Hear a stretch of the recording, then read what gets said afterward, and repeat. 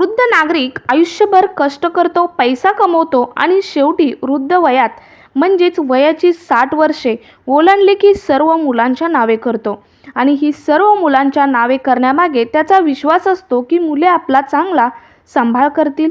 परंतु सर्वच मुले वृद्ध पालकांचा सांभाळ करतील असे नाही आणि जी मुले सांभाळ करत नाहीत ते वृद्ध नागरिक मात्र त्यांच्या सर्व नावे करून पस्तावतात. अशा वेळी ज्येष्ठ नागरिकांना मदत करतो तो एक कायदा. तर हा कायदा कोणता आहे किंवा ज्येष्ठ नागरिकांचा सांभाळ फक्त मुलांचीच नाही तर आणखी कोणाची जबाबदारी आहे आणि हे सांगणारा कायदा काय आहे आणि तो कायदा कसा आणि केव्हा लागू करायचा. सो मित्रांनो, लास्ट मंथमधील विधेयकामध्येच ज्येष्ठ नागरिकांबद्दलचे काही प्रस्तावही मांडण्यात आले आहेत आणि विधेयकाची त्याला मंजुरीही मिळाली आहे.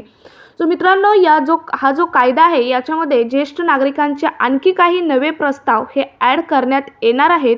त्याला विधेयकाची मंजुरीही मिळाली आहे.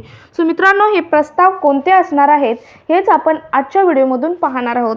सो व्हिडिओ स्किप न करता तुम्ही लास्टपर्यंत पहा, तरच तुम्हाला हे सर्व प्रस्ताव समजतील आणि ज्येष्ठ नागरिकांना हा कायदा पुढे उपयोगी पडेल.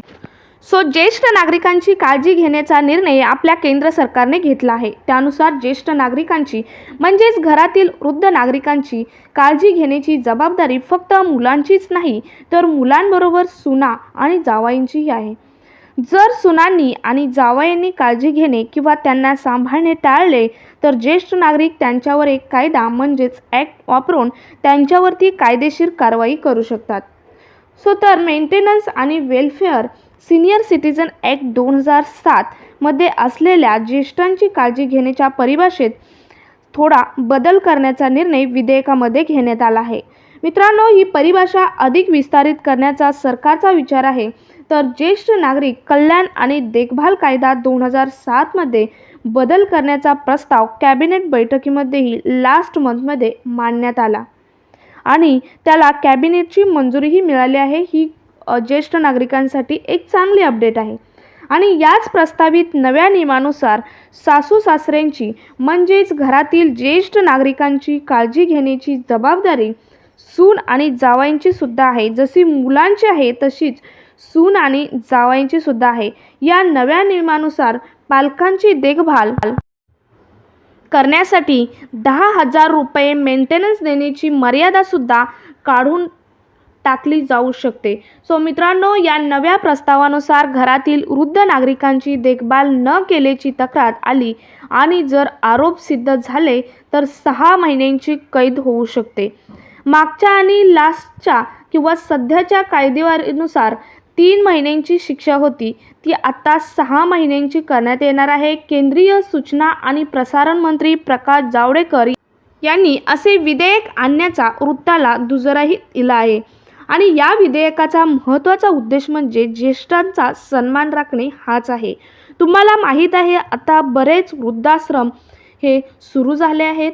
या वृद्धाश्रमातील संख्याही तुम्हाला माहीत आहे आणि त्याचं महत्त्वाचं कारण आहे की ही मुले असतील, सुना असतील, जावाई असतील किंवा सावत्र मुले असतील ही वृद्धांचा सांभाळ करत नाहीत आणि त्यामुळेच त्यांना वृद्धाश्रमामध्ये राहावे लागते. आणि याचा सर्वाचा विचार करता आपल्या सरकारने ज्येष्ठांचा सन्मान राखणे हाच यामागे उद्देश ठेवून विधेयकामध्ये हे प्रस्ताव मांडले आहेत. नव्या कायद्यात वृद्धांची काळजी घेणाऱ्या हप्त्यामध्ये मुले, मुली, सुना, जावई याबरोबर सावत्र मुलगा मुलगीसुद्धा सामील आहेत.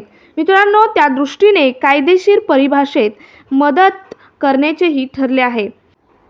याशिवाय या विधेयकात वृद्धांसाठी होम केअर सर्व्हिस देणाऱ्या संस्थांची नोंदणी करण्याचा प्रस्तावही मांडण्यात आले आहे. ही ज्येष्ठ नागरिकांसाठी एक खूप महत्त्वाचा अपडेट आहे की त्यांना होम केअर सर्व्हिस देण्याचा प्रस्तावही मांडण्यात आलेला आहे.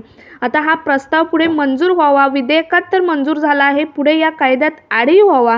सो हे ज्येष्ठ नागरिकांसाठी खूप चांगले अपडेट आहे. वृद्ध नागरिक या कायद्याचा वापर करून आपली काळजी घेऊ शकतात. वृद्धांच्या या मागण्यांचा प्रस्तावही विधेयकांमध्ये मंजुरी दिली आहे.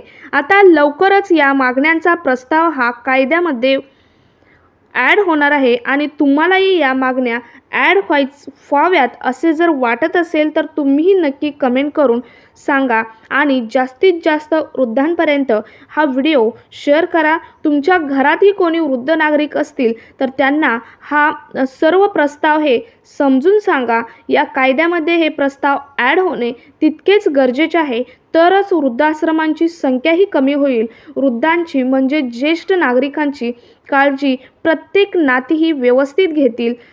कारण हा कायद्यामध्ये हे सर्व प्रस्ताव हे ॲड करणे खूप गरजेचे आहे आणि हा कायदा वापरून हे वृद्ध नागरिक आपले संरक्षण हे करू शकतात.